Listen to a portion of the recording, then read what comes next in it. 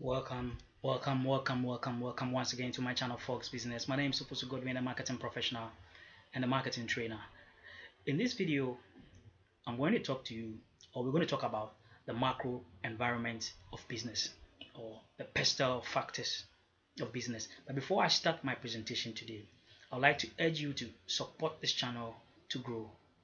Just click on the subscribe button and subscribe to Fox Business so that I can continuously grow the channel and provide you with a lot of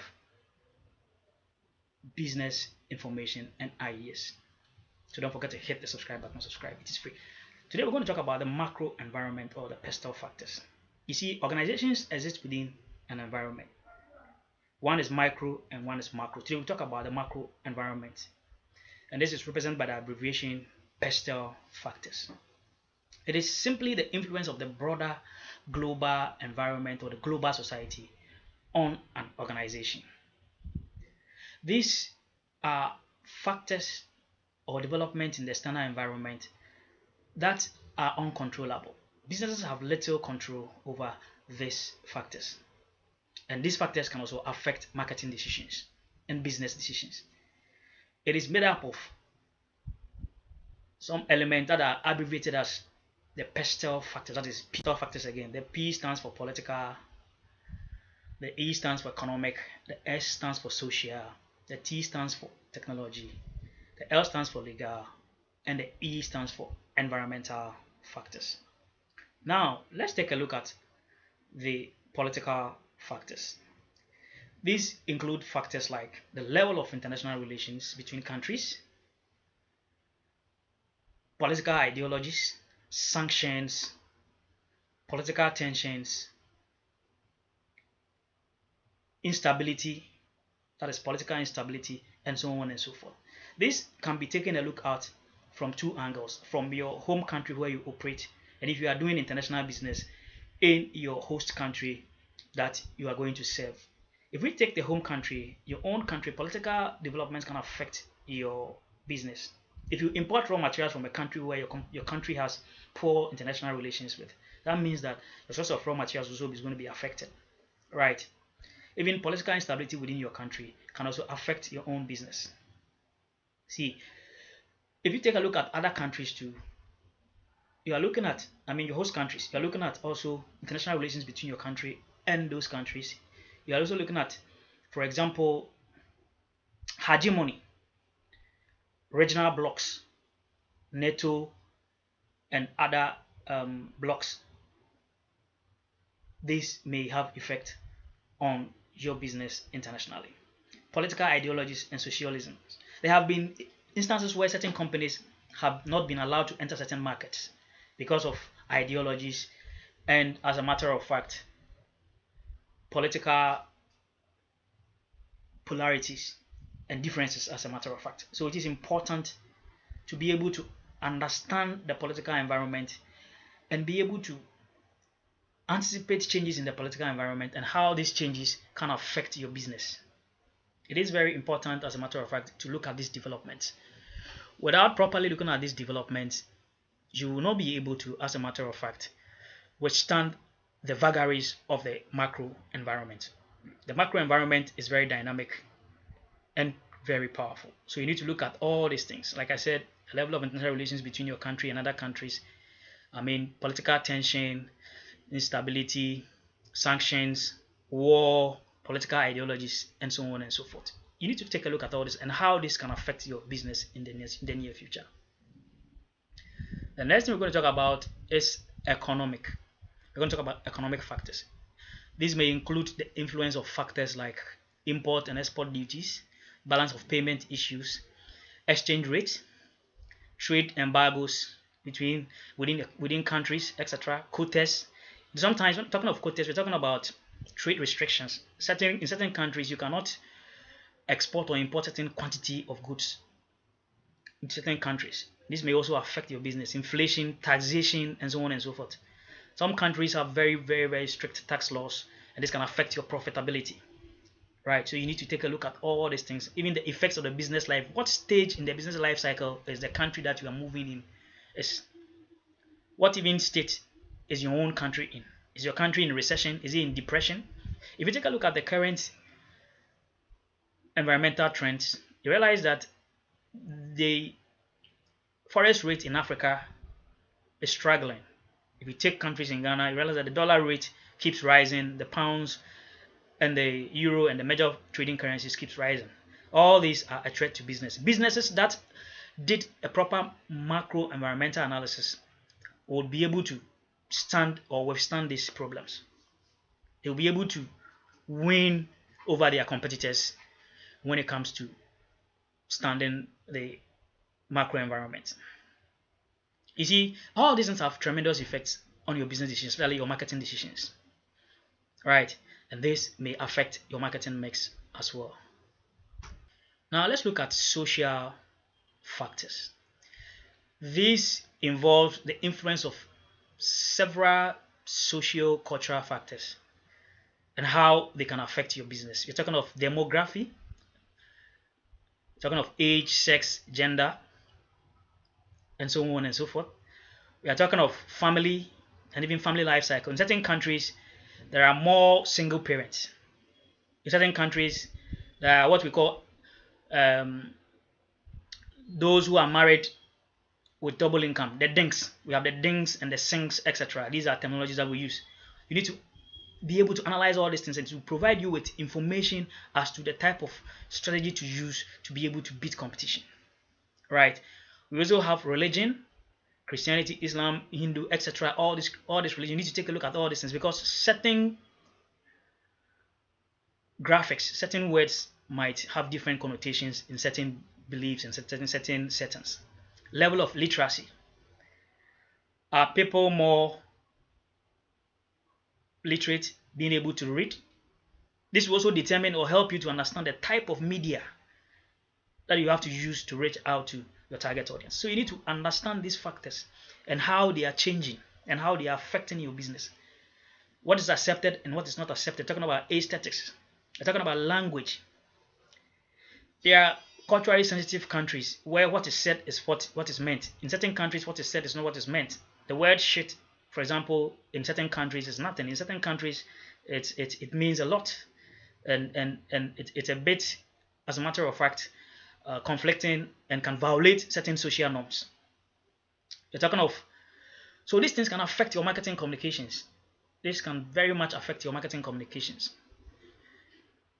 So you need to take a look at all these things, especially when you are going international. And even locally, how well are these societal issues changing? What to talk about demographics, talking about changes in lifestyle, the trends, youth, the Generation Z, Generation X, Generation Y, etc. What are the trends changing? And how will this affect? Now you realize that even some of the baby boomers, I'm talking of those, the seniors, the older people, are also, a cross-section of them have also developed interest in the use of the internet and social media. So it tells you how things are changing, right? The use of brand names, especially if you want to go international. The word Nova might mean in Latin America it doesn't run. So if you sell cars, and if Latin America, the particular Latin American country you are going, people love cars that drive faster, Nova will not sell. That means it doesn't go. Okay, so you need to take a look at those. You need to also look at how these things are changing: taste, beliefs, material culture, and so on and so forth. You need to take a look at all these things. The next thing we're going to talk about is technology, and this brings about the internet and related digital technologies, manufacturing and production technology, digital business systems, which has changed the way business is conducted, the way people buy, and the way people sell. Right. The point here is that technology is changing fast. Some years back, we were using cassettes. Then came disc players. And then also the days of the Discman, the Walkman, etc. And then all of a sudden, we then move from the disc or the CDs to portable music players or files. We are playing files, MP3, MP4 files. This is telling you the pace at which technology is changing. And as a matter of fact, every business must be able to scan the environment and be able to build scenarios and understand the changes in the environment. The internet has changed the way people buy and the way people sell. Intermediation and disintermediation, right? Distribution, etc. Now you can distribute your products through the internet. The internet is now a distribution platform. Gone are the days that everything have to be posted. When you take music now, people can stream music for free on the internet. People can stream music and also pay for it as well. The internet is also giving the opportunity for people to do business across the world. You can sit anywhere and sell anywhere. You can sit anywhere and work anywhere. There are also price comparison sites which has made customers very open. Customers are now open and now they can compare prices of products around the world. The introduction of technologies to support businesses, radio frequency identification systems, scanners, QR codes, and so on and so forth. Right? This makes businesses, advantageous, or put businesses in an advantageous position. At the same time, it can also be a challenge for businesses. So as a matter of fact, as an organization, as a business, you need to be able to analyze and understand the developments in the technological space. Now let's look at legal. There is no society without laws. There are both local and international laws, multinational laws, global laws, international, intranational, and what have you. There are laws covering every single thing in the world. So it is important to also monitor and study. If you want to move into another country, it is better to understand the legal requirements in those countries so you can better serve your customers. You can face trademark issues. You can face copyright issues and a whole lot.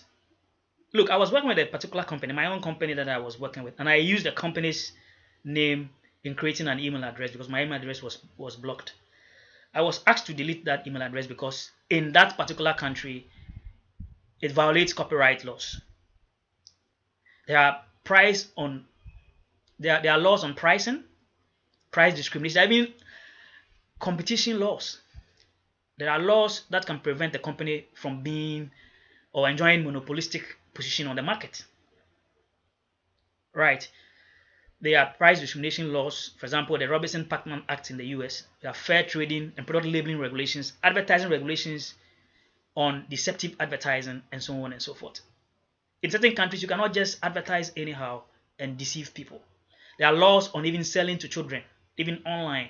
Child Online Protection Act, the COPA, and a whole lot. There are laws on privacy and data, how to take data and use the data, right? So you need to, as a business, be able to monitor all this and be able to understand and build scenario as to the changes in this environment. Any business that fails to, as a matter of fact, understand the legal issues within the business or the macro environment, you have a problem. You can hire the services of a lawyer to explain and to do research and advise you on this. That's why I always say that every business must have what we call the bill contacts. A banker, an accountant, insurance, and the L is a lawyer, so that you can be educated on the legal issues.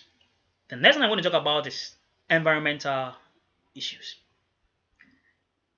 Issues concerning conservation of the environment. In certain advanced countries, there is concern for the environment. Businesses have been realized to have caused damage to the environment in the name of profit. There have been business disasters that has caused the world a lot. Destruction of the world's ecology. So this has become a competitive advantage. Though in certain continents, it is not that much of a concern, but in certain parts of the world, green concern is an issue. So the environmental concerns, issues on green marketing, renewable energy, reduction of the carbon footprint, that the depletion of the ozone layer, polluter pay policies, the existence of even green and environmental pressure groups that can lobby against business practices. In some parts of Europe, for example, within the European Union, there's what we call the green dot, what the Germans call the green punct or the ground punct. This is a label on product that tells customers that the particular producer of that particular product that you are buying or you are seeing on the shelf subscribes to what? Recycling, and therefore protects the environment. And you see, with the growing concern of the environment and greenness, green consumers are emerging, and these green consumers have been sensitized on the fact that if you go to the shop and you find that product that does not have the green dot on it, that means that that particular producer does not believe in conservation of the environment. And as a matter of fact, such a product is not environmentally friendly. So you need to monitor all this. If you are doing business and you want to go international, even if you are within your own country, you should be able to monitor this and also begin to figure out that one day, even if you don't have those policies will come to your country, because we are living in a global world. There's globalization and localization. Act local and think global. It is important to be able to understand all these developments within the environment, and this will also be a competitive advantage for you. So this is how we're going to end the topic on macro environment or PESTLE factors. Don't forget to hit the subscribe button and subscribe. It is free to subscribe on YouTube. You don't need to pay anything. And also click on the notification, the bell, so that anytime I release a new video, you will be able to be among the first to watch those videos. Thank you very much for watching my videos once again.